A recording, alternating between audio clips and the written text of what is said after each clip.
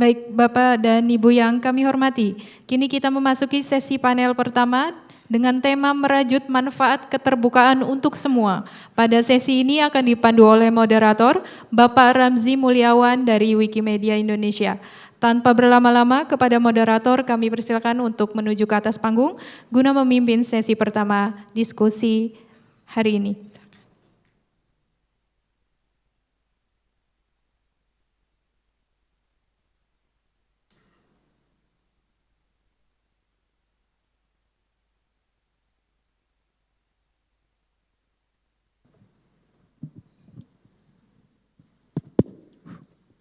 Selamat pagi, selamat datang semuanya di panel 1.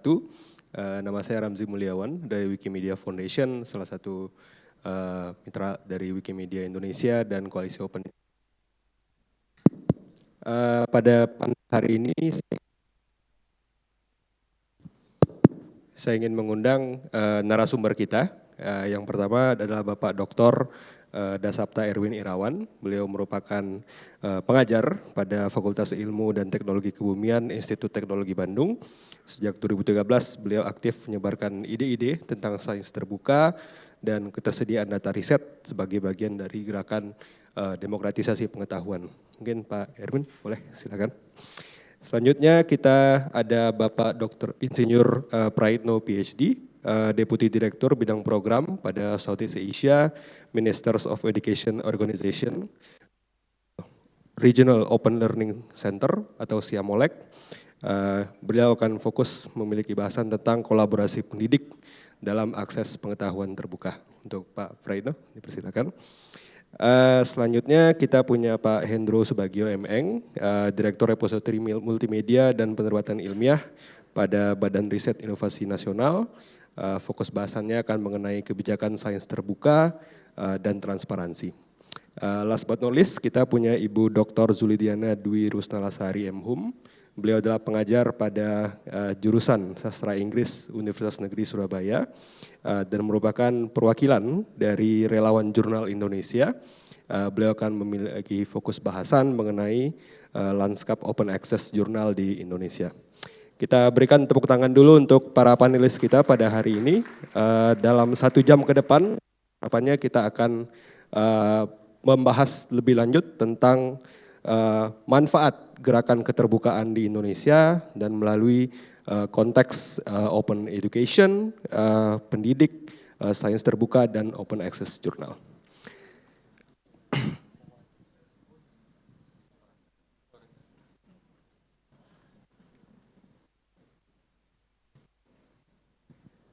Baik, untuk format mungkin kita punya 8 sampai 10 menit ya Bapak Ibu untuk memberikan pemaparan dan semoga untuk tim operasi juga sudah siap untuk pemaparan ya. Yang pertama kita akan mendengarkan dulu dari Pak Dasapta mengenai akses terbuka untuk pendidikan berkualitas secara spesifik mengenai Open Education Research. Pak Dasapta, mungkin 10 menit dipersilakan.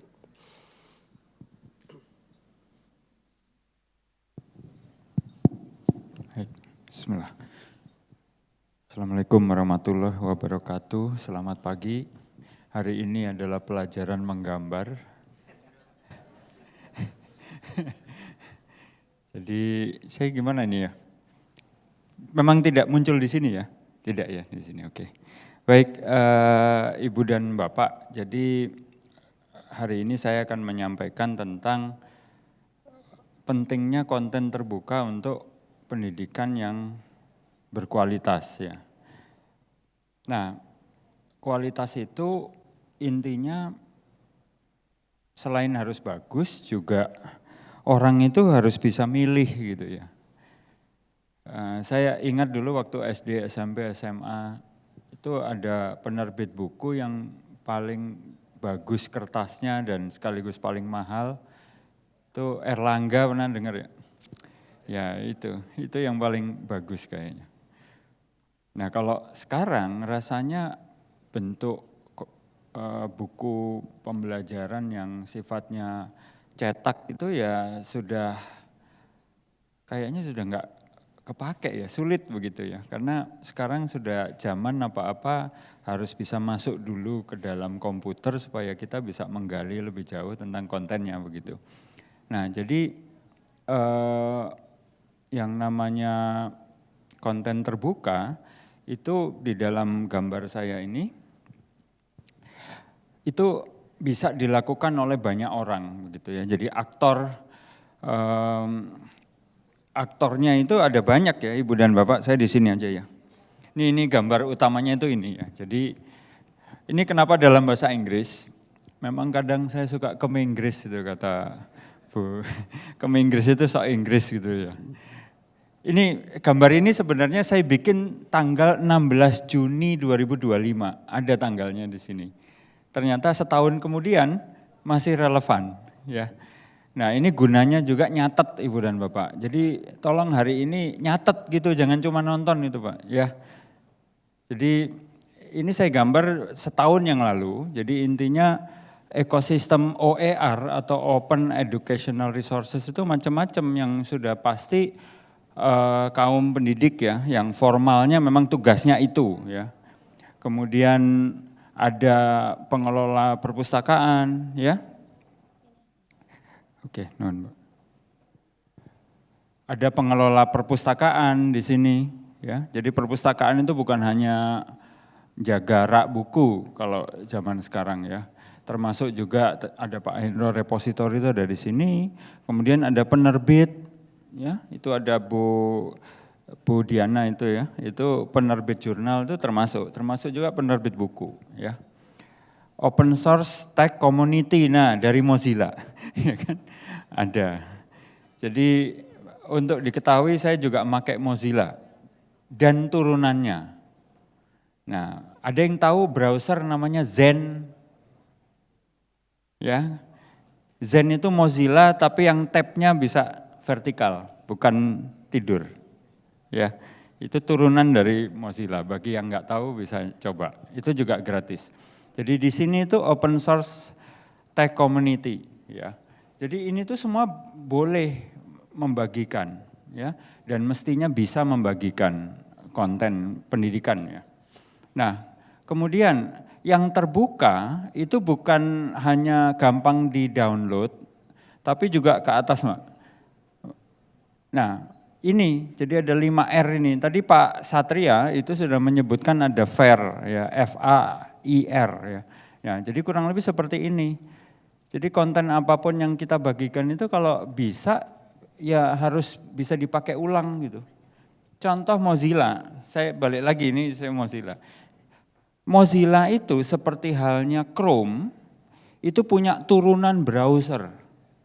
Saya bisa nyebutkan 5 dari masing-masing inti dari program browser itu. Jadi kalau Ibu dan Bapak sampai hari ini taunya hanya Chrome, Ibu orang lama, Bapak orang lama ya. Kalau orang baru tahu ada browser namanya Arc, ada browser namanya Dia misalnya gitu ya. Itu turunannya Chrome. Nah turunan Mozilla itu Zen. Nah kok bisa itu terjadi? Karena Mozilla membagikan kodenya secara terbuka, jadi bisa dimodifikasi. Itu yang reuse ini ya. Berikutnya retain itu intinya dokumen atau apapun itu bisa disimpan oleh yang make ya. Bisa direvisi.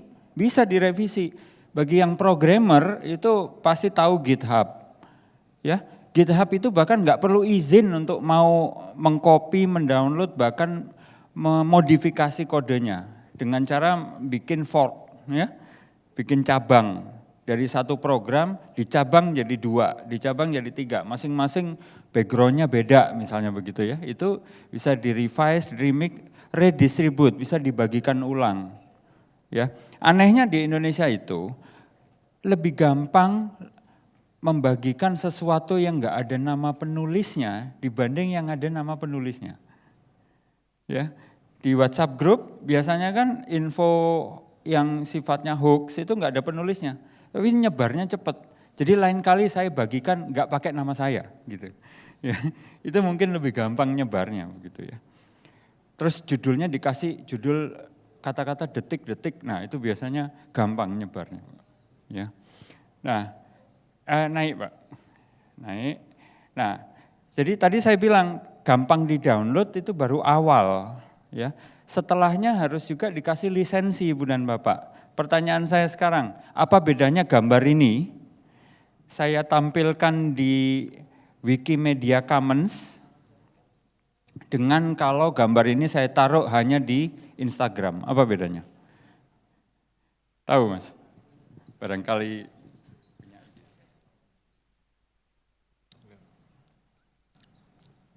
kalau di Wikimedia Commons ada informasi lisensinya.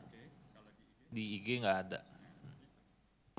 jadi kalau Ibu dan Bapak membagikan foto di IG, itu eksklusif hak cipta itu ada di tangan Ibu dan Bapak. Orang lain nggak boleh membagikan sebelum minta izin sebenarnya. Karena eksklusif itu. Segampang itu kok ngurus hak cipta itu. Ibu dan Bapak nulis puisi di tisu ini, tisu yang ada di snack box ini, asal dikasih nama, sudah itu hak ciptanya ada. Nggak perlu lapor ke Kementerian Hukum dan HAM, nggak perlu. Dan itu hak ciptanya eksklusif. Kalau nggak izin, nggak boleh ngapa-ngapain orang lain terhadap karya itu. Nah untuk itu perlu lisensi gitu. Lisensi itu adalah sebagian hak kita sebagai kreator, Ibu dan Bapak sebagai orang yang ngarang puisi tadi, dipindahin ke orang lain yang membaca gitu. Itu namanya lisensi. Ya, jadi jangan dianggap lisensi itu berhubungan dengan uang, enggak selalu. Ya. Nah, ini lisensi yang sudah gampang dipakai orang. Ya, itu kenapa gambar saya coba ke kiri, Bu, yang di tengah tadi, Bu. Di hampir semua gambar saya memang merepotkan saya itu kadang-kadang ya. Orang lain itu cuma next gitu loh. Kalau saya itu merepotkan memang. Nah, ke kanan sedikit lagi. Nah, jadi di semua gambar saya itu selalu saya kasih ini. Di bagian atas ada nama saya kan ya, ya ini. Terus saya kasih CC0. CC0 itu lisensi, public domain. Jadi Ibu dan Bapak sebenarnya nggak perlu izin ke saya ini. Bahkan teorinya adalah nama saya dihapus terus ditempelin nama orang lain juga mungkin saya nggak tahu dan itu nggak menyalahi apa-apa sebenarnya. Karena ini sudah jadi public domain. Sama halnya ketika Ibu dan Bapak motret gambar Mona Lisa. Ya, motret. Terus ditempel di kaos. Nggak perlu izin siapa-siapa. Karena sudah jadi public domain. Kenapa? Karena orang yang bikin sudah mati. Sekian puluh tahun yang lalu kan gitu. Ya. Jadi bukan cita-cita saya ingin berumur pendek, bukan gitu ya. Tapi ini memberikan kebebasan begitu buat Ibu dan Bapak untuk pakai. Nah, itu lisensinya. Jadi lisensi saya yang paling atas itu public domain itu yang saya pilih kan. Nah, berikutnya adalah ke sini Ibu dan Bapak. Kayak yang ini ya. Nah, jadi memang agak repot sedikit. Kalau pakai IG kan foto share beres. Tapi Ibu dan Bapak nggak tahu juga hak ciptanya ada di siapa sebenarnya gitu ya. Nah, kalau pakai Wikimedia Commons, kalau Ibu dan Bapak mengupload sesuatu, ditanya dulu itu, fotonya itu karya siapa gitu kan, ditanya gitu. Kemudian dan seterusnya, termasuk mau ngasih lisensi apa di sini, konsisten saya kasih yang ini kan, public domain. Jadi saya membiasakan, walaupun agak repot sedikit gitu ya. Tapi sudah enggak dicekal ya wiki-wiki ya, Mas Hardi. Mana Mas Hardi? Sudah enggak ya? Sudah lolos ya. Karena tempo hari sempat dicekal. Baik, kemudian sedikit lagi, geser ke bawah sini. Muter begini kan ke bawah. Nah, jadi ketika ini sudah dipenuhi, jadi kontennya gampang di-download, dikasih lisensi, orang bisa melakukan macam-macam dengan karya itu, tentu dengan disitir ya. Berikutnya adalah, saya kok Lupa gambar saya sendiri, saya buka dulu. Nah, berikutnya adalah Ibu dan Bapak juga harus paham, Pak Erwin kenapa kok jadi repot sekali sih, kan kalau saya punya buku PDF di-upload ke suatu tempat misalnya yang paling gampang ResearchGate misalnya. Itu memang gampang, tapi Ibu dan Bapak sadar tidak kalau Ibu dan Bapak membagikan konten itu, baik buku maupun jurnal, yang sifatnya close access awalnya, itu sebenarnya Ibu dan Bapak itu sadar atau tidak mentransfer hak ciptanya ke penerbit. Ada nggak yang sadar itu? Ya, menerbitkan artikel sebelum terbit, kalau tidak open access biasanya ada form yang harus tanda tangan. Itu semua hak kita dipindahin ke penerbit. Penerbit Elsevier, Springer Nature, dan lain-lain itu kalau dia close access, itu hak kita diminta oleh mereka untuk dipindahkan ke mereka. Artinya kita membagikan saja nggak boleh. Jadi kalau Ibu dan Bapak naruh paper atau buku yang sifatnya close access awalnya di ResearchGate misalnya, itu sebenarnya bisa backfire ke Ibu dan Bapak gitu, karena itu melanggar hak cipta karena sudah ada perjanjian dengan penerbit. Jadi hak cipta Ibu dan Bapak itu jadi nggak eksklusif, sebagian malah pindah ke penerbit gitu. Ya.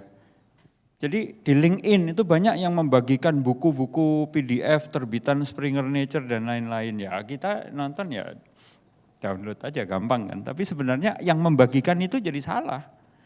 Gitu.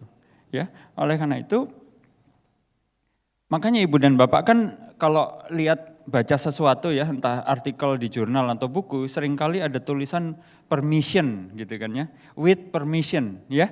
Itu bukan permisi ke penulis, seringnya permisinya ke penerbit. Ada mekanismenya untuk menggunakan konten dari sebuah buku yang close access ke penerbit. Ada. Nah, jadi Ibu dan Bapak bisa klik ini nanti dari gambar itu.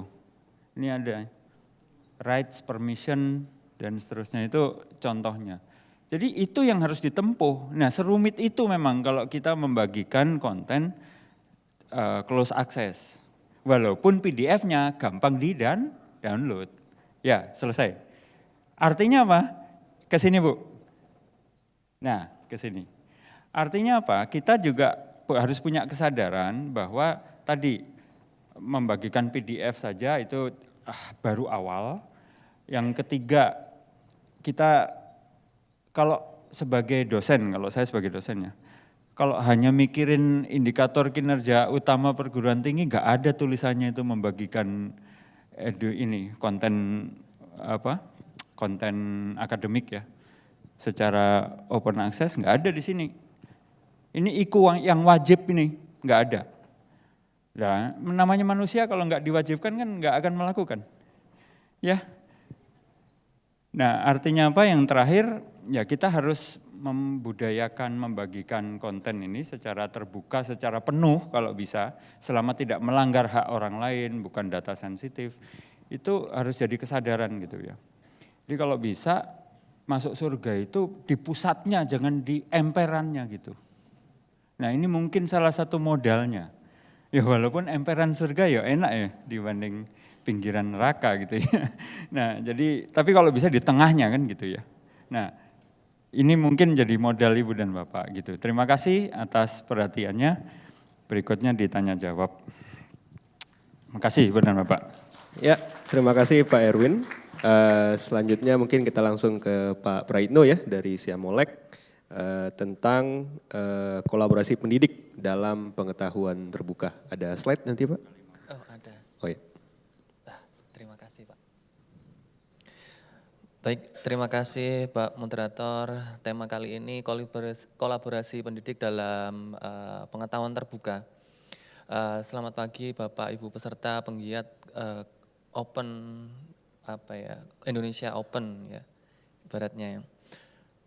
Bayangkan Bapak Ibu kita punya guru di Aceh ingin berbagi praktek baik dengan guru yang ada di Filipina, ataupun dosen kita gitu ya, mengembangkan bahan ajar di di Yogyakarta begitu dengan teman-teman dosen yang ada di Bangkok. Nah, pengetahuan terbuka ini tidak akan berjalan dengan baik jika tidak ada kolaborasi antara pendidik begitu. Nah, saya sendiri Prayitno dari Siamio Siamolek atau Southeast Ministers of Education Organizations Open Learning Center, Siamio Siamolek, yang kami fokusnya bergerak pada pendidikan terbuka dan jarak jauh di Asia Tenggara. Moto kami reach the unreachable, making world one learning yang memiliki akses untuk semua begitu. Tetapi pada kesempatan kali ini saya tidak akan terlalu membahas tentang institusi Siamolek secara lebih jauh. Bapak Ibu yang kami hormati, Siamolek berdiri tahun 1997, di mana tahun lalu, nggak bisa ya, ini gimana nih? Ya, thanks. Nggak kelihatan ya. Nah, di mana kami support untuk pendidikan terbuka dan jarak jauh di tahun 2025 kepada beberapa stakeholder, baik itu dari perguruan tinggi ataupun sekolah begitu. Dan kami di tahun 2025, maaf ini nggak bisa ya, gimana?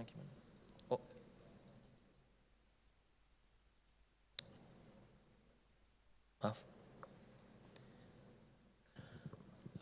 Kita sudah Pak ya.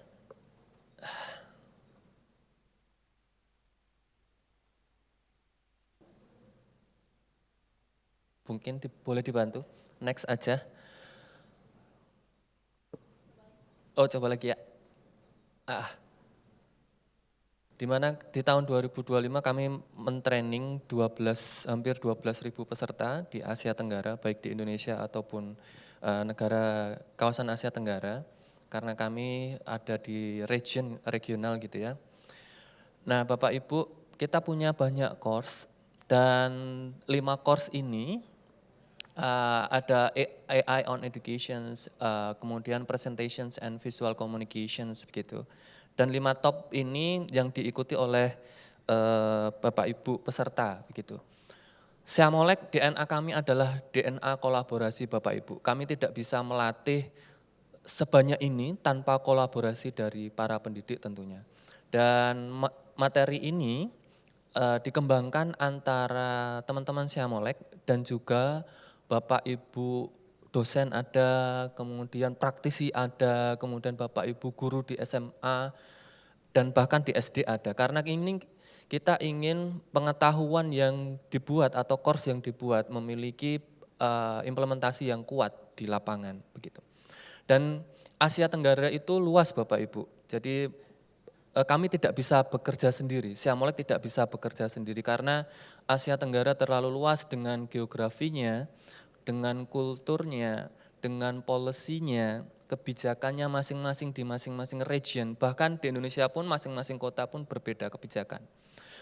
Nah, salah satu strategi kami mentraining atau mendistribusi para trainernya, para pendidiknya, karena kalau terpusat kita tidak mungkin melatih 12.000 peserta dalam 1 tahun.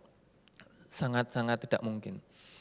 Jadi kita training of trainers, kita menyiapkan trainers yang ada di daerah, sehingga ketika ada pelatihan salah satu course begitu, tidak hanya online ataupun tatap muka secara langsung, kita melibatkan pendidik tersebut gitu Bapak Ibu.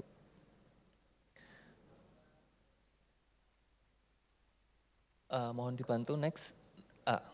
Ini salah satu contoh, jadi kita punya kerjasama dengan Yasarini, Yayasan Ibu-Ibu Angkatan Udara. Jadi mereka punya banyak SMA begitu, SMA dan kita bekerjasama mengembangkan. Jadi pengetahuan atau sumber pengetahuan ada di sana, kita kolaborasi dan bisa dibagikan oleh ke SMA-SMA yang ada di bawah Yasarini, begitu Yasarini. Mereka punya hampir 200 sekolah di seluruh Indonesia. Kemudian kita juga membantu Bapak Ibu di S2 Universitas Negeri Yogyakarta dalam mengembangkan LMS, begitu, Learning Management System. Kami percaya Bapak Ibu bahwa pengetahuan yang terbaik itu adalah pengetahuan yang dibagikan. Pendidik yang terbaik adalah pendidik yang berbagi dan berkolaborasi.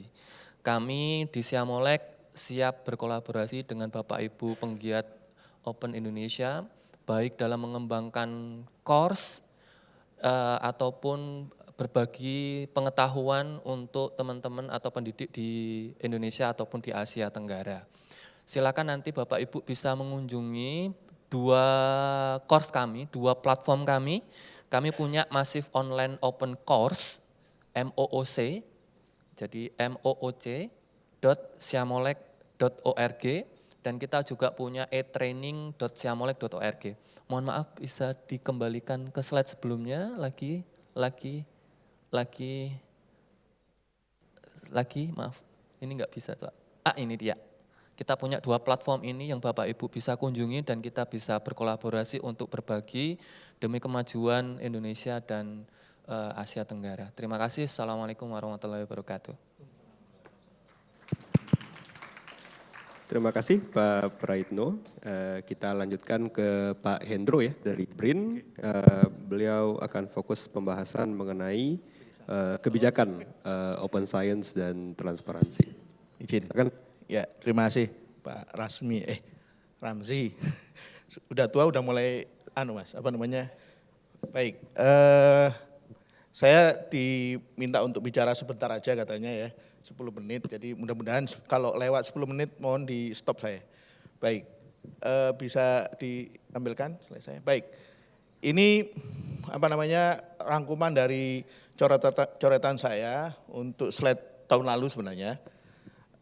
Slide-nya nggak ketemu, jadi coretannya aja saya buat. Prof. Juni, selamat datang. Udah tampil belum Mbak ya? Belum?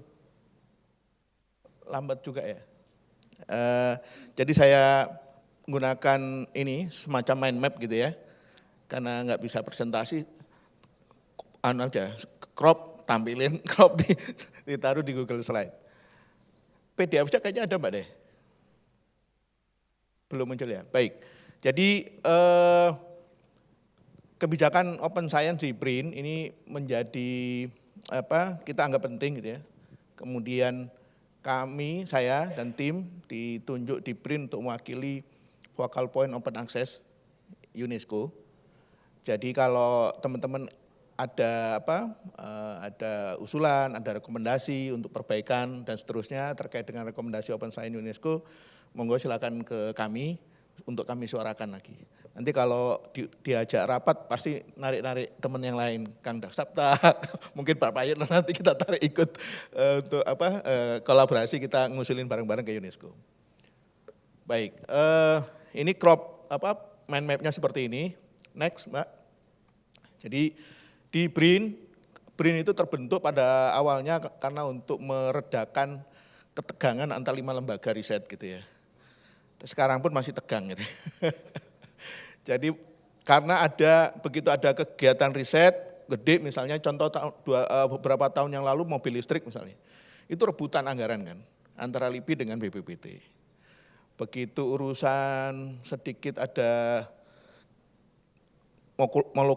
nuklir gitu ya, LIPI dengan Batan begitu ya.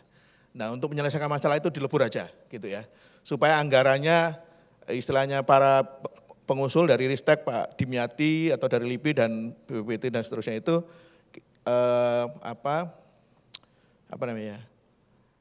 tidak anggaran jangan sampai diajar-ajar gitu, kira-kira begitu. Jadi konsolidasikan dan seterusnya. Nah, kemudian semangatnya memang pada saat awal berdiri itu kami akan membuka paling tidak 3 hal. Kami buka secara open kepada seluruh masyarakat Indonesia. Satu, anggaran riset. Jadi kita terbuka. Kalau dulu dapat anggaran dari pemerintah, ya udah pakai untuk LIPI aja misalnya kalau kami. Yang terbuka cuma Ristek aja, gitu ya.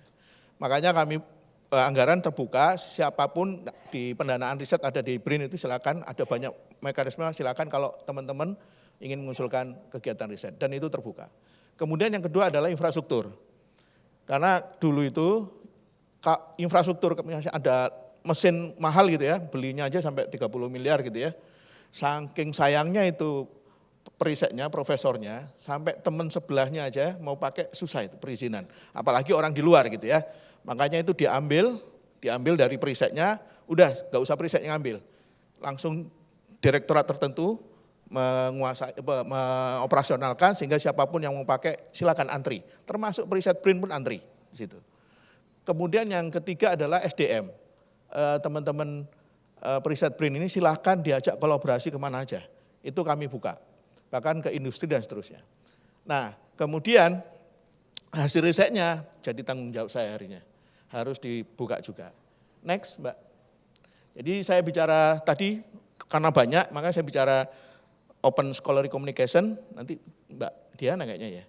Kemudian open data, open infrastruktur gitu ya. Nah yang scholarly communication dapat kabar baik dari Mbak Diana, tahun depan ada Global Summit di Bali gitu ya. Kita pergi ke Bali bareng-bareng gitu Pak ya. Ya. Dan Kepala BRIN sangat antusias untuk kegiatan ini gitu ya, makanya kita akan support tim sini RJI ya, Relawan Jurnal Indonesia, kita akan support. Dan menurut laporan Indonesia ini raja diamond open access gitu ya. Laporan kami Kepala BRIN begitu. Karena nanti Mbak Diana mungkin cerita. Next. Nah, open infrastruktur. Yang saya tahu yang terbuka infrastrukturnya untuk siapa saja di luar institusinya itu ada 2 ya.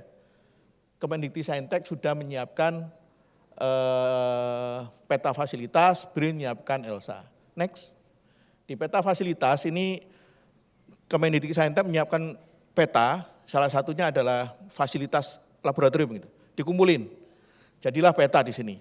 Tapi nggak tahu ya, kalau mau pakai laboratorium di ITB, itu prosesnya kayaknya langsung ke ITB gitu ya. Nggak lewat ini kayaknya. Jadi saya nggak tahu. Jadi memang ini inisiatif yang bagus, tapi penerapannya kita belum tahu. Kita rencananya sih tahun ini kita mulai diskusi bulan Maret, Mei gitu ya dengan Dikti. Waktunya nggak ada gitu. Sampai sekarang belum ketemu. Cuma ketemu timnya Pak Fauzan, Dirjen Fauzan. Jadi teman-teman bisa akses di sini di kemendikbudristek.go.id/ apa itu ya, pokoknya fasilitas gitu ya. Di searching Google juga dapat. Next. Nah kalau di BRIN kita punya ELSA gitu ya. Di elsa.brin.go.id ini ada sekitar 1.108 fasilitas, laboratorium, pengujian, macam-macam, sampai layanan in situ ya, kayak kebun raya. Pak Dasata mungkin masih ingat yang di mana? Geologi, apa itu ya, yang di mana itu? Lupa saya, di Jawa Tengah itu. Kebumen.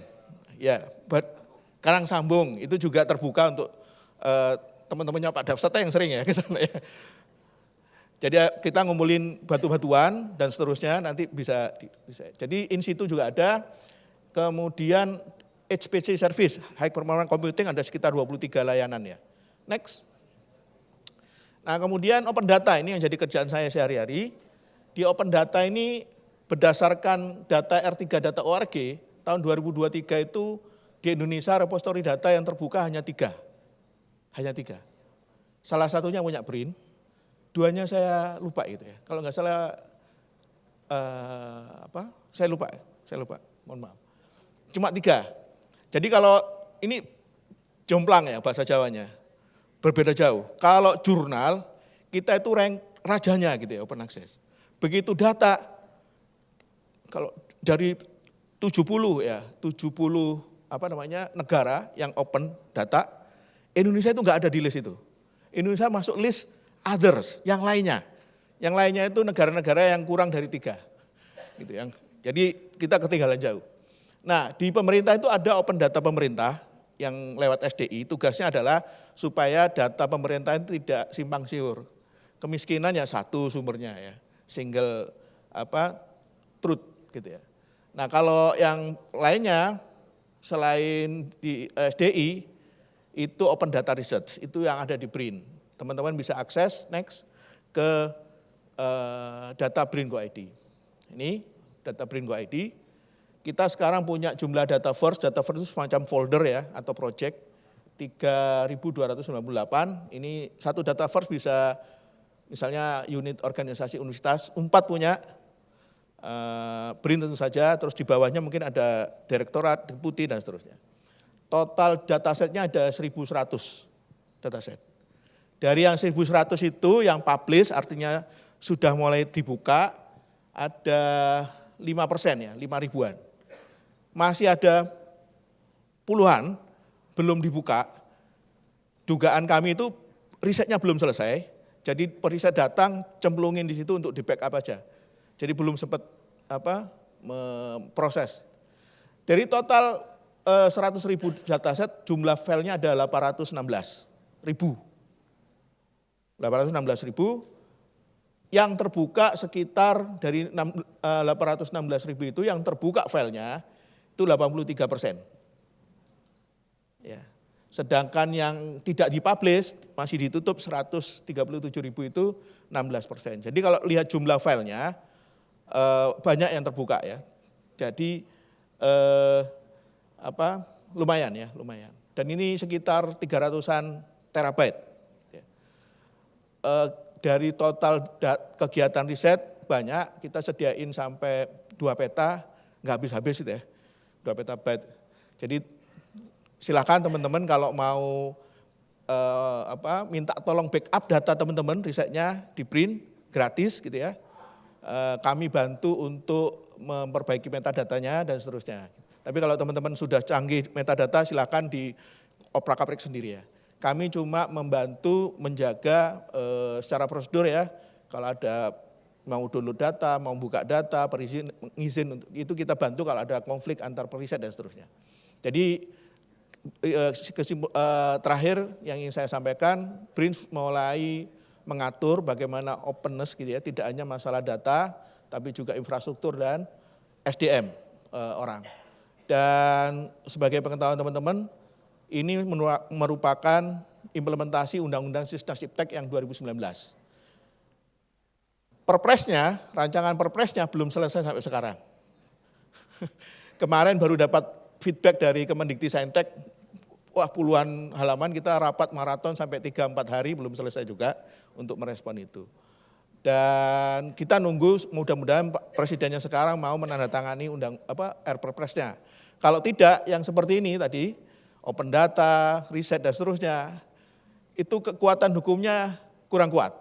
Jadi tergantung KL masing-masing lah, kebijakannya apa diatur sendiri-sendiri. Tetapi secara pemerintahan kita tidak punya panduan yang cukup kuat untuk misalnya ada konflik terkait dengan penggunaan data tanpa izin gitu ya, data riset gitu dan seterusnya, itu kita belum ada aturannya.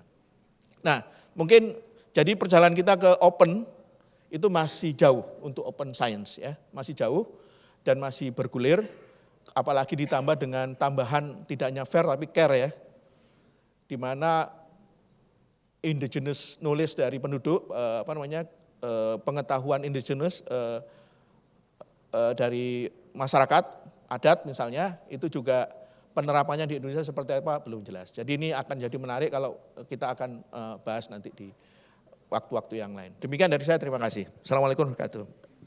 Waalaikumsalam. Terima kasih Pak Hendro. Buat pemaparan terakhir, saya mengundang Ibu Diana dari Relawan Jurnal Indonesia. Makasih. Bentar, saya butuh laptop.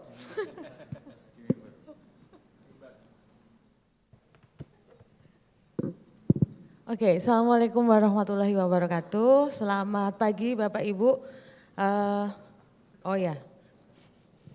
Senang sekali saya ada di sini dari undangan dari teman-teman dari Open Indonesia, Wikimedia dan juga BRIN. Saya diminta untuk presentasi atau memantik diskusi tentang jurnal sebenarnya.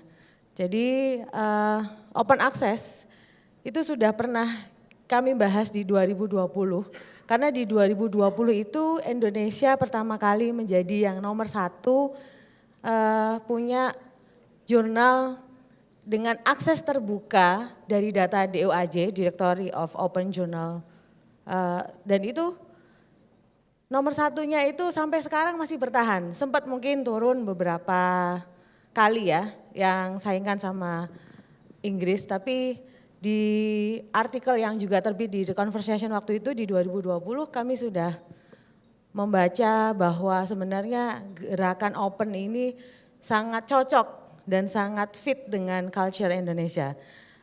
Sebelumnya terima kasih, oke. Saya coba dulu.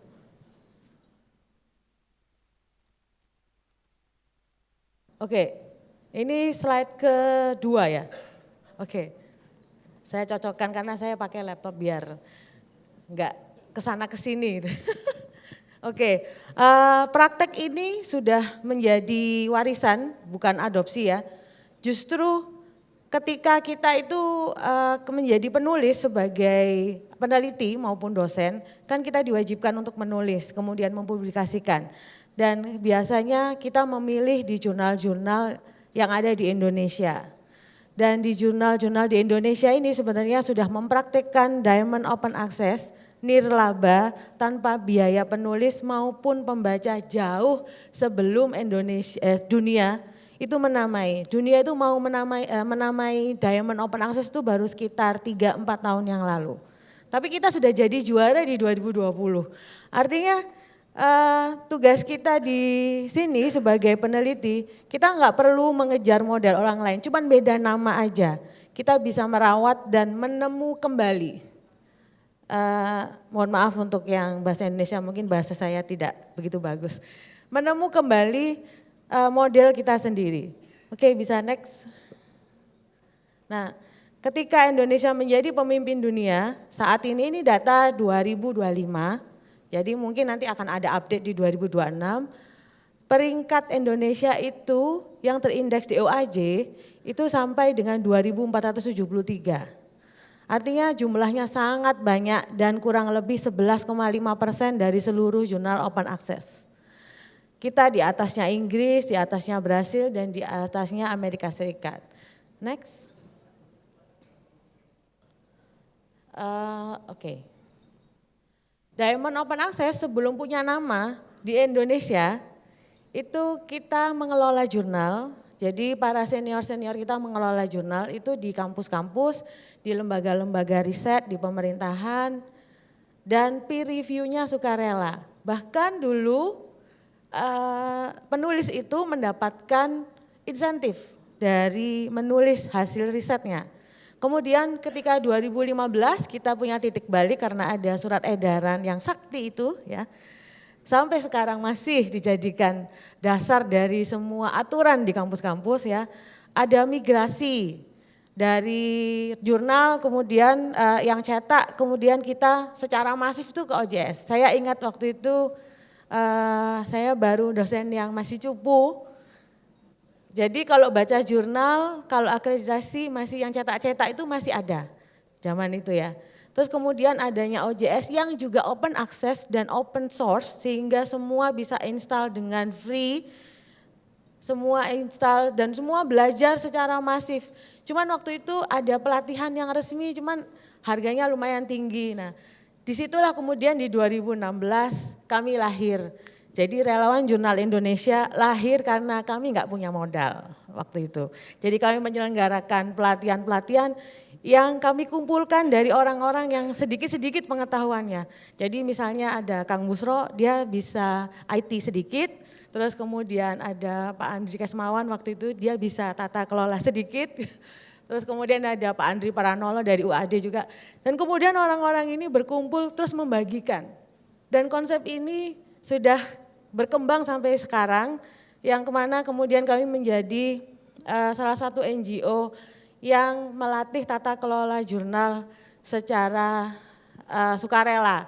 Bahkan lebih sering kami mengadakan secara gratis karena titik balik 2015. lonjakannya di tahun 2017 ini ada 466 jurnal yang terindeks DOAJ. Karena waktu itu teman-teman yang menjadi associate editor DOAJ, waktu itu ada Pak Umar Kasan dari UTM ya, Trunojoyo Madura, dan Pak Ikhwan Arif juga. Kemudian di 2017 itu ngadain pelatihan-pelatihan gimana caranya supaya jurnal-jurnal itu terindeks DOAJ.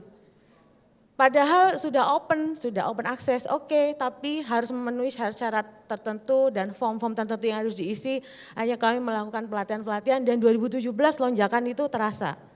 Di 2025 kami anggap sebagai puncak, bisa jadi belum, karena kemungkinan masih akan terus naik ya.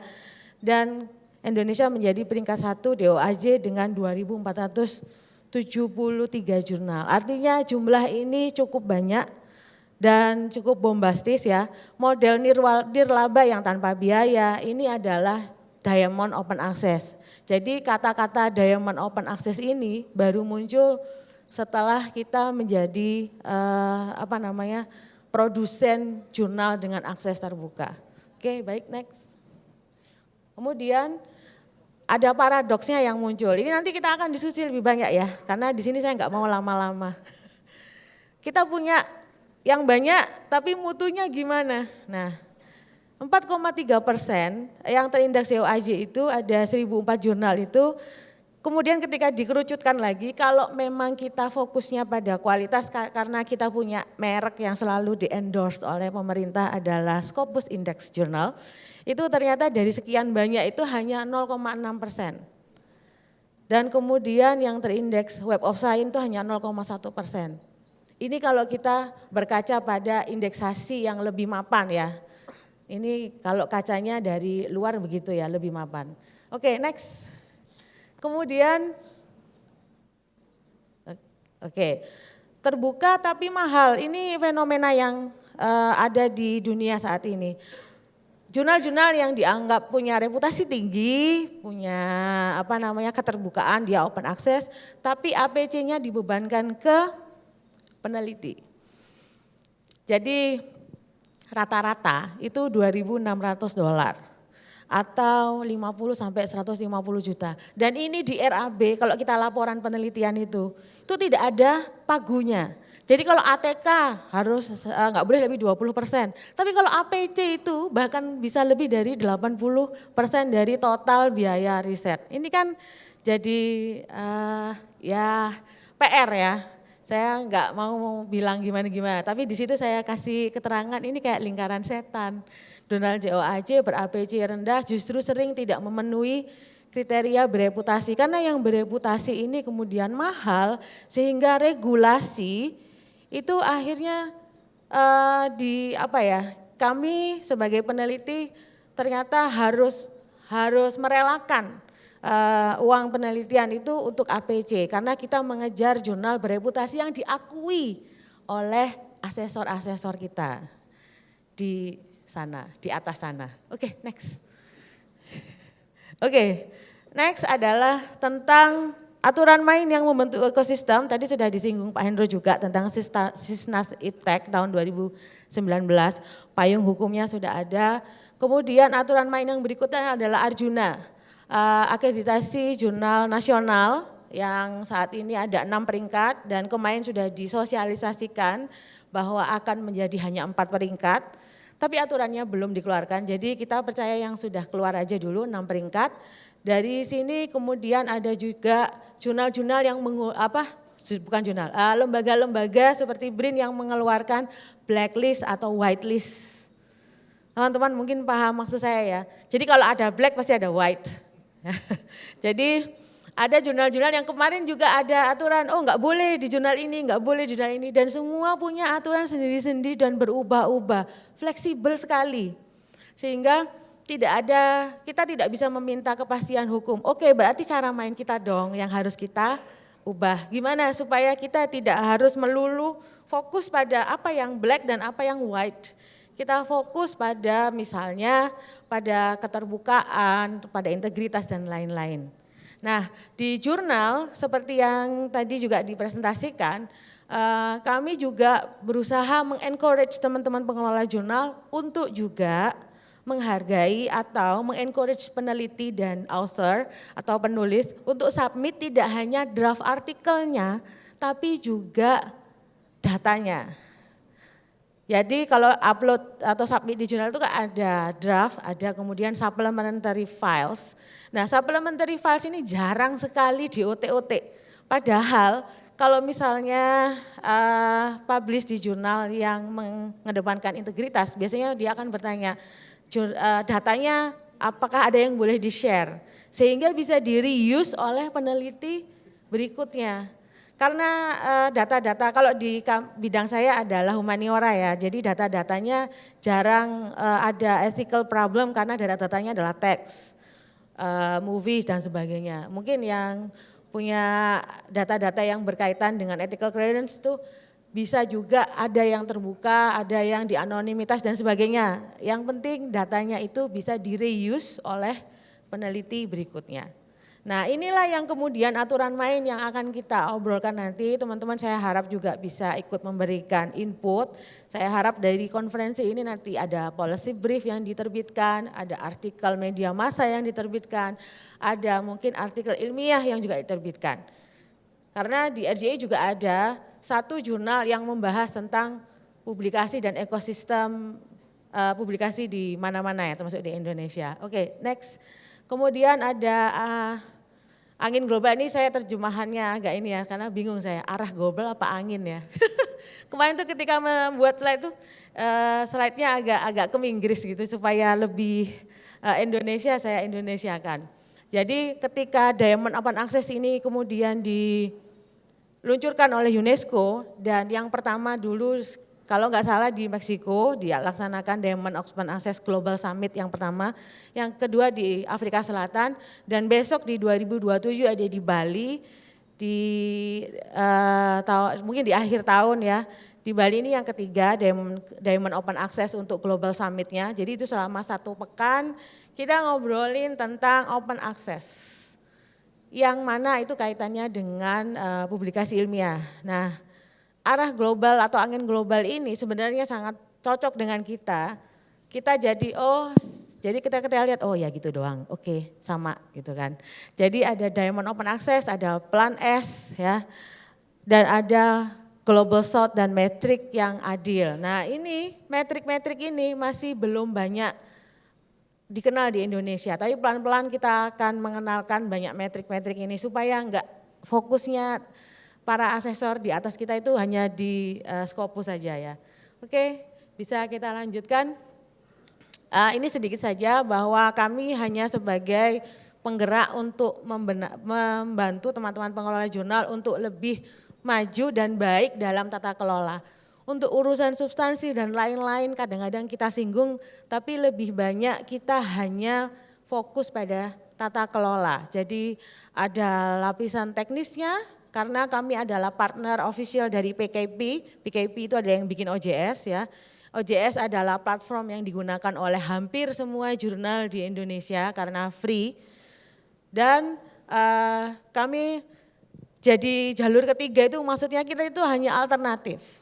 Kita ini komunitas, kita terbuka, kita punya biaya yang wajar ketika workshop dan lain-lainnya, dan kita tidak tergantung pada penerbit komersial.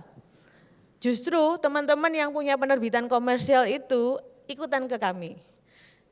Karena lebih menguntungkan ternyata. Oke, next. Bu Diana. Ya, saya satu slide lagi. Oke. Konkretnya ini kita bahas besok, mungkin last slide Pak. Oke, jadi ini tadi saya juga ngobrol dengan Pak Endro, ini apa ya kata yang tepat untuk mengganti penggaris ya. Karena dunia ini saya bilang mereka ganti penggarisnya ke sistem yang biasanya kita sudah pakai. Indonesia menjadi negara yang maju itu dan bermutu itu tidak harus punya penggaris atau lihat penggaris orang lain, standar orang lain ya, standar negara lain. Tapi kita bisa menaikkan model kita yang ternyata adalah kearifan lokal, yaitu menjadi terbuka. Demikian, terima kasih. Wassalamualaikum warahmatullahi wabarakatuh. Waalaikumsalam. Terima kasih Bu Diana. Mungkin sekali lagi kita berikan tepuk tangan yang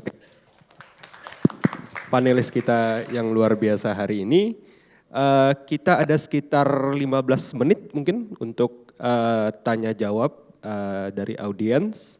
Jika ada yang ingin mengajukan pertanyaan kepada salah satu atau semua panelis kita pada hari ini, boleh mungkin angkat tangan dan teman-teman panitia bisa bantu untuk menyalurkan mikrofonnya ke yang ingin bertanya.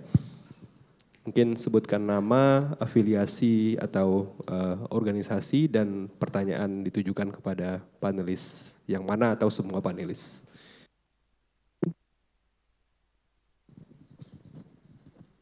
Mungkin 2 pertanyaan dulu di sini.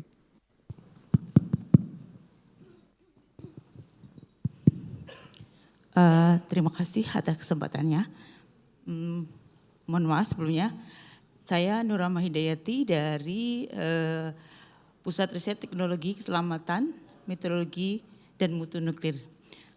Saya hanya ingin, jadi gini, ada satu informasi bahwa kita ini, Indonesia ini menjadi anggota salah satu UN Scientific Committee sejak tahun 1973, di mana itu ditetapkan oleh Sidang Umum PBB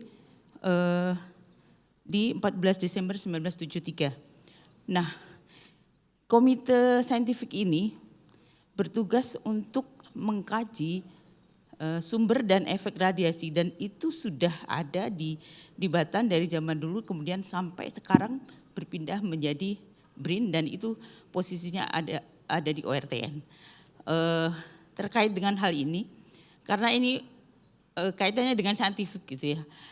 Jadi kami hanya ingin menginformasikan bahwa di website Unscare, Unsear tulisannya, itu di situ banyak sekali informasi-informasi tentang sumber dan efek radiasi di seluruh dunia, termasuk di apa yang kita laporkan ke PBB di Indonesia pada sidang tahun lalu, dan itu direkod oleh UN gitu.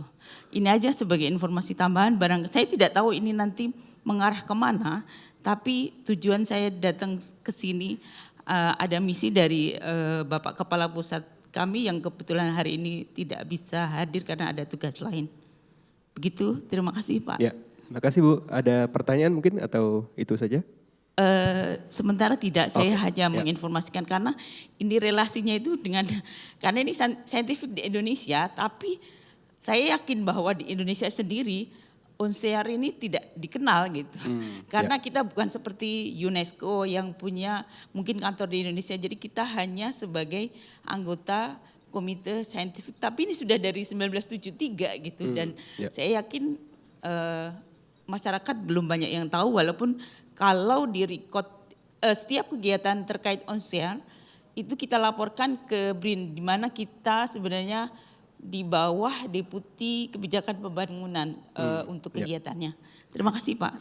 Baik, terima kasih Bu. Mungkin salah satu resource yang berharga juga ya buat open science dan keperluan lainnya. Mungkin ada pertanyaan kedua dari audiens. Kalau ada yang ingin mengajukan kepada panelis mungkin bisa 2 yang itu ya di sana.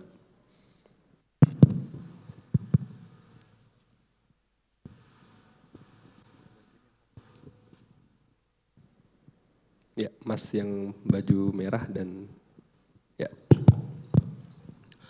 Oke, Mbak Du, tapi Mbak Du angkat tangan soalnya. Mbak Du. Ya. Assalamualaikum warahmatullahi wabarakatuh. Terima kasih atas kesempatannya.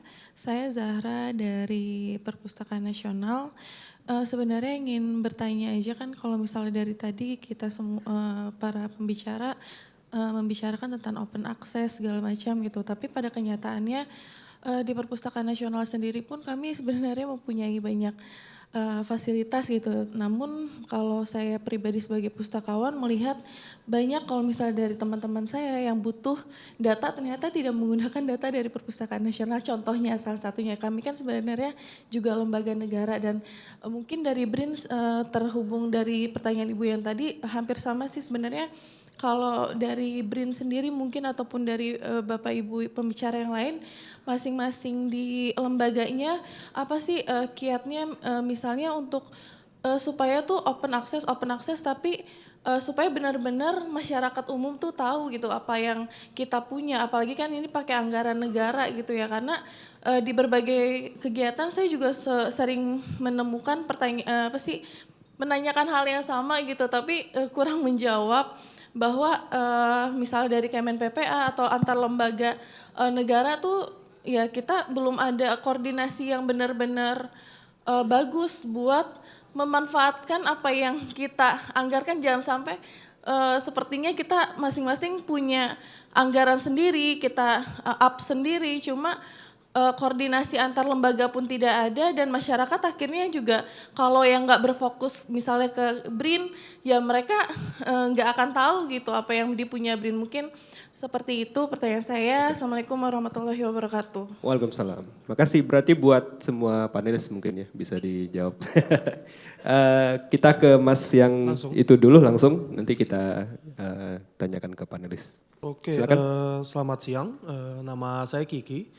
Saya sebenarnya game designer sebenarnya. Game designer fokus di gamifikasi. Cuman berhubung kita di gamifikasi, kita memang melakukan riset mendalam setiap subjek yang kita apain.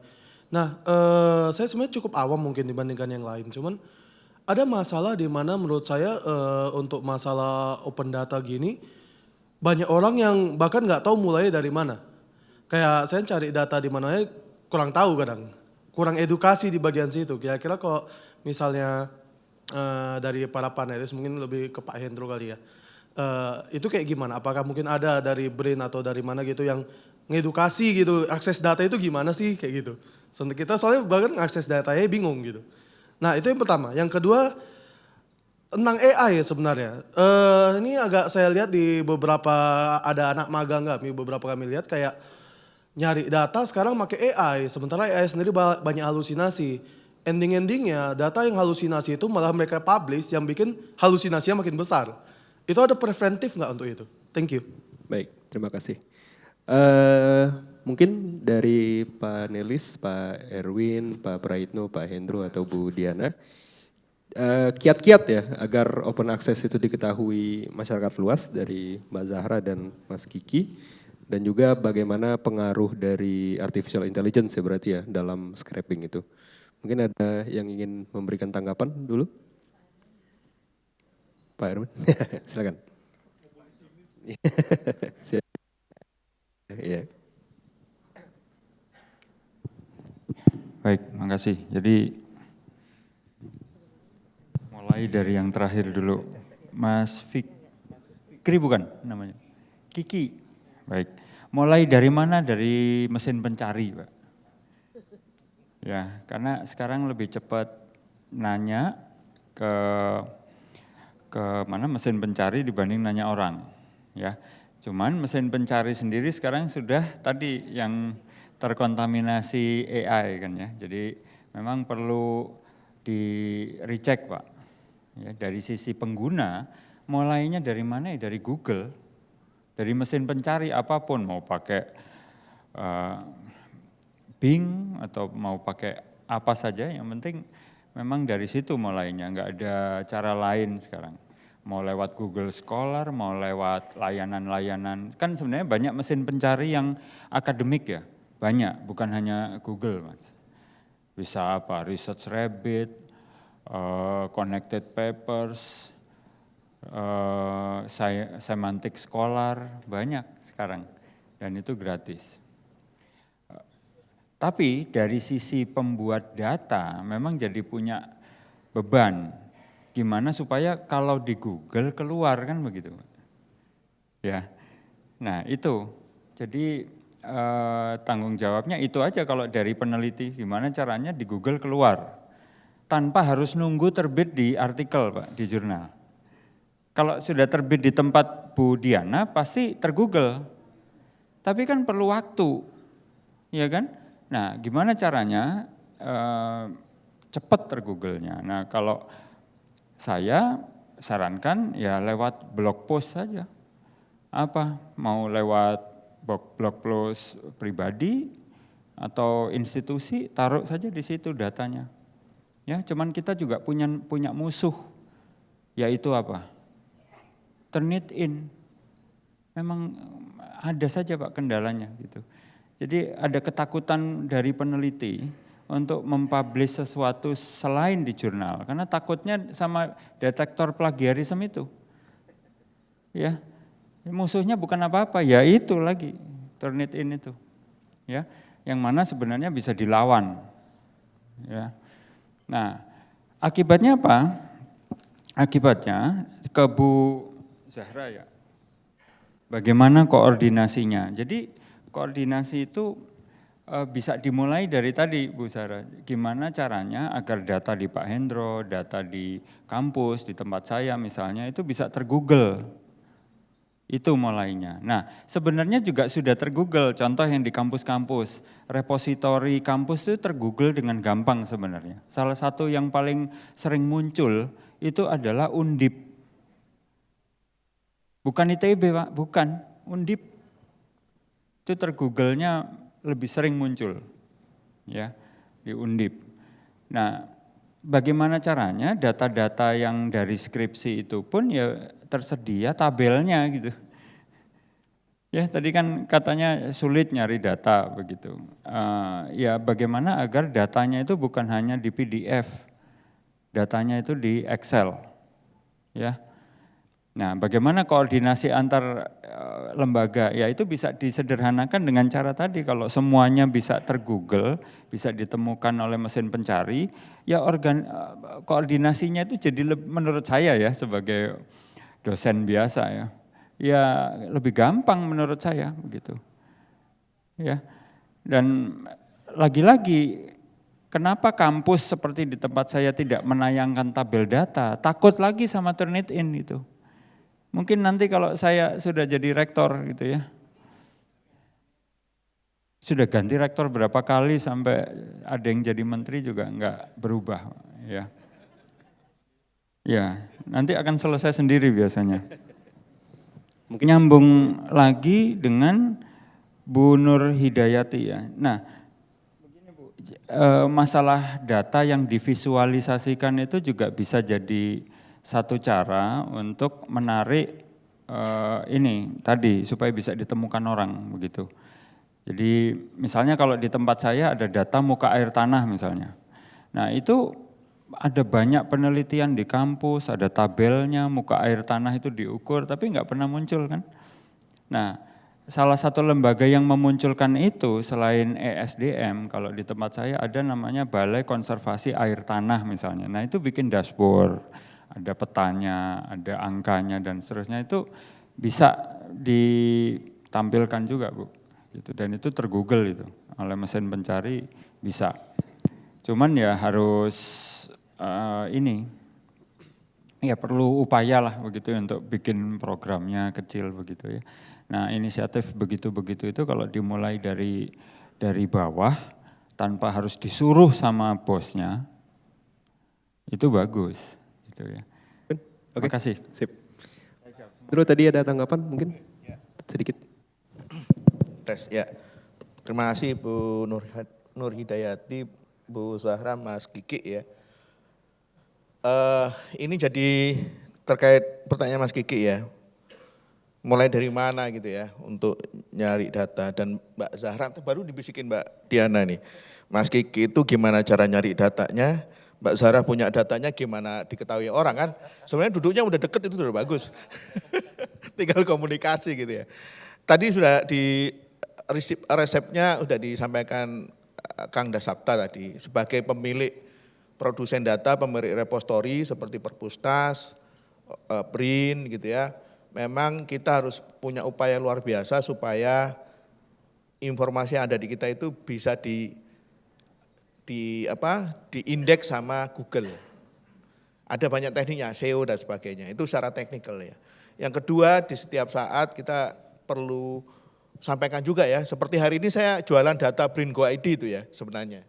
Ya, kasih kesempatan sama Mas Hardian, teman-teman Wikimedia ini ya. Karena dari sekian banyak data yang di-reuse, digunakan kembali, itu juga sangat sedikit. Tadi sudah disinggung Kang Dasapta, ini data apaan sih nggak bisa saya pakai gitu. Jadi pemilik data itu banyak cuma Sudah saya upload data saya, mudah-mudahan diketemukan orang, itu nggak cukup. Jadi perlu bantuan supaya data itu mudah diketemukan. Kalau teks tadi ya perlu SEO, kalau misalnya data tabular, datanya bisa sama, tapi kalau terlalu kotor gitu ya, belum di clean dan seterusnya orang juga nggak mau untuk pakai gitu. Formatnya juga sama formatnya, format dengan Excel, apalagi format screenshot tabel gitu ya, nggak bisa dipakai kan. Nah itu tugas kami di unit repository untuk merubah yang tadi gambar menjadi tabel. Sehingga itu akan, kalau tabel itu kan berarti teks sebenarnya, itu akan mudah diindeks sama Google. Nah itu banyak upaya-upaya dan kita juga PR-nya masih banyak Mbak Zahra, jadi kita jadi tersangka yang sama. Untuk Mas Kiki ya, untuk cari data gampang ya, tanya Perpusnas. Sudah tanya terkoneksi kami yang punya langsung repository ya, gitu ya, atau banyak repository publik ya kayak Kaggle segala macam ya. Searching di Google saya perlu data untuk misalnya untuk tes algoritma machine learning salah satu algoritma gitu. Contohnya data apa gitu, itu akan ketemu. Nah, mungkin begitu ya jawaban singkatnya. Mas Ya. Praitno, silakan. Nah, ini yang punya sekolah ini. 1 menit mungkin Pak. Saya tambahin, Pak, Ya, silakan, dikit. Baik, kebetulan Siamolek adalah salah satu lembaga di bawah Kemendikdasmen. Jadi kita untuk pertama Bu Zahra, 2 kata kunci yang bisa kami bagikan. Yang pertama adalah kolaborasi. Jadi sebagai informasi kita punya kursus daring begitu. Kalau Bapak Ibu lihat biasanya yang daftar banyak Pak. Katakanlah yang daftar 1000 yang menyelesaikan sampai akhir itu enggak ada 5%. Menyelesaikan sampai tuntas ya. Tidak ada 5%, serius. Kata kunci yang pertama adalah kolaborasi. Jadi kami ketika membuat suatu open access pengetahuan ataupun course, kita kolaborasi dengan direktorat terkait. Pada tahun ini kita mendampingi 200 LKP, lembaga kursus dan pelatihan gitu ya, se-Indonesia dengan direktorat kursus begitu, course-nya dari kita. Kita punya course itu, kita ke sana, kita tawarkan kolaborasi. Tahun ini kita juga mendampingi 30 SMA PJJ, pendidikan jarak jauh SMA, di 30 provinsi. Kita datang ke direktorat layanan khusus begitu. Jadi kolaborasi dengan di sana dan juga kolaborasi dengan pendidik karena nanti dia yang melaksanakan. Mau nggak mau kita harus kolaborasi, itu kata kuncinya di di saat ini dan kedepannya. Jadi supaya OAA kita, open access kita digunakan, mau nggak mau kita ke pemangku yang akan menggunakan. Terus yang kedua, kata kuncinya adalah rekognisi. Ketika menggunakan, kita tidak punya rekognisi kepada yang bersangkutan, itu ya ini cuma ada barang aja. Jadi contoh, kemarin banyak sekali Bapak Ibu guru gitu pendidik, Pak saya tidak perlu ibaratnya hadiah 100.000, 200.000, 1 juta, tidak perlu. Saya hanya butuh sertifikat bahwa saya mengikuti course ini sampai akhir. Atau bukti bahwa saya memiliki skor tertinggi ketika mengikuti course ini yang diadakan pada term ini. Jadi rekognisi kepada pengguna OA itu juga meningkatkan open access atau course kita terhadap suatu bahan ajar atau materi begitu. Jadi 2 yang kami bisa sampaikan yaitu kolaborasi dan satu lagi ke Pak Kiki ya Pak. Menarik soalnya karena beliau dari mengembangkan game based learning Pak ya. Atau game pembelajaran begitu Pak ya. Nah Pak Kiki kita juga dulu kita punya game based learning, bahkan kita juga punya mobile game based learning. Datanya itu banyak juga nemukannya gampang seperti tadi beliau sampaikan. Di BRIN ada, kalau di pemerintah kita ada data Go ID, itu bisa dengan nanti search. Kemudian biasanya kalau kita game based learning kita base-nya datanya data dari buku pelajaran malahan. Jadi di situ semua materinya ada. Untuk mengatasi halusinasi, karena saya kebetulan adalah peneliti di bidang kecerdasan buatan, Bapak bisa gunakan teknik namanya RAG Pak. Nanti di search aja, atau Retrieval Augmented Generator. Itu tidak akan halusinasi. Demikian Pak, terima kasih. Baik, sayangnya kita terbatas waktu ya untuk panel selanjutnya. Terima kasih teman-teman yang sudah bertanya dan terima kasih para panelis kita pada sesi pertama kali ini. Kita masih ada panel kedua bersama Bang Hardi dan juga sesi-sesi breakout room nanti ya yang lebih fokus secara topik pembahasan. Untuk itu saya tutup panel kali ini. Terima kasih banyak Pak Erwin, Pak Praitno, Pak Hendro dan Bu Diana. Saya kembalikan ke pembawa acara. Terima kasih. Baik, terima kasih banyak kami ucapkan kepada moderator Bapak Ramzi serta seluruh narasumber hebat kita di sesi panel pertama pagi hari ini. Terima kasih Bapak dan Ibu. Kami persilakan kembali ke tempat duduk masing-masing.